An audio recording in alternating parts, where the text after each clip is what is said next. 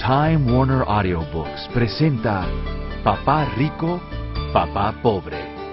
Lo que enseñan los ricos a sus hijos sobre el dinero, que los pobres y la clase media no hacen. Escrito por Robert T. Kiyosaki, con Sharon L. Lecter, CPA, y leído por Tony Plana. Yo tenía dos padres, uno rico y uno pobre. Uno era muy educado e inteligente, tenía un doctorado y había completado 4 años de estudio en menos de 2 años. El otro padre nunca acabó 8º grado.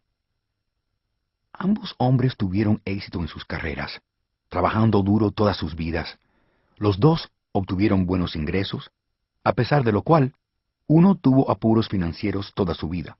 El otro se convertiría en uno de los hombres más ricos de Hawái. Uno se murió dejando muchos millones de dólares a su familia, a obras benéficas y a su iglesia. El otro solo dejó deudas.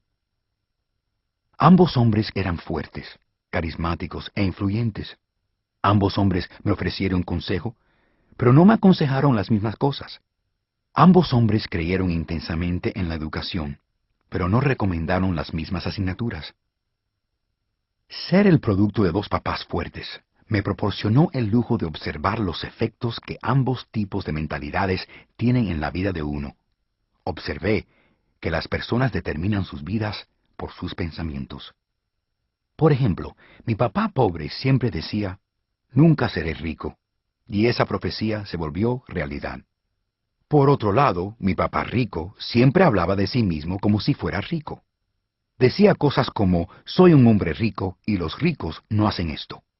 Incluso cuando estaba arruinado, después de un gran fracaso financiero, continuaba refiriéndose a sí mismo como un hombre rico. Se defendía diciendo, hay una diferencia entre ser pobre y estar arruinado. Estar arruinado es temporal.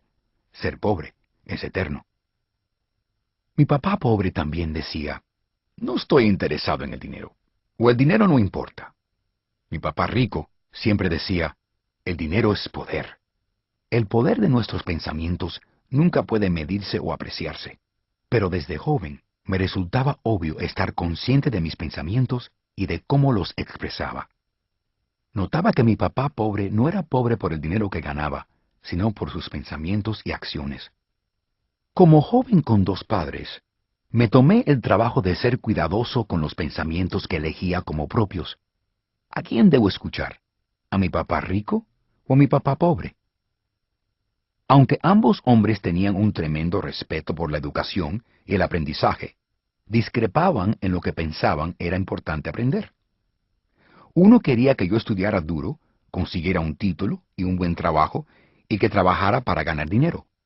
Quería que me hiciera un profesional, abogado, contador, o que fuera a una escuela de negocios a sacarme un MBA. El otro me animó a que estudiara para ser rico, para entender cómo funciona el dinero y cómo hacerlo trabajar para mí. Yo no trabajo para el dinero, era lo que repetía sin parar. El dinero trabaja para mí. A los 9 años decidí escuchar y aprender de mi papá rico sobre el dinero. Al decidirlo, opté por no escuchar a mi papá pobre, aunque él era quien tenía todos los títulos universitarios. Una vez que determiné a quién iba a escuchar, empezó mi educación sobre el dinero. Mi papá rico me enseñó durante 30 años, hasta que tuve 39. Paró cuando comprendió que ya había entendido todo lo que había estado intentando meterme en mi dura cabeza. El dinero es una forma de poder, pero todavía más poderosa es la educación financiera. El dinero va y viene, pero si estás entrenado respecto a cómo funciona el dinero, lo dominas y puedes empezar a construir una fortuna. La razón por la cual pensar positivo no funciona exclusivamente es porque la mayoría de la gente fue a la escuela y nunca aprendió cómo funciona el dinero.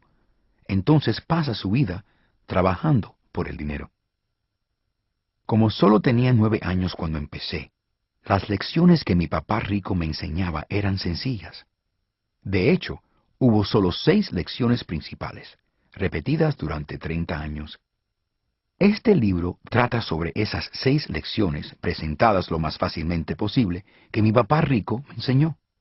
Las lecciones no suponen ser respuestas, sino postes indicadores. Postes indicadores que le ayudarán a usted y a sus hijos a ser más ricos, a pesar de lo que pueda ocurrir en un mundo de creciente cambio e incertidumbre.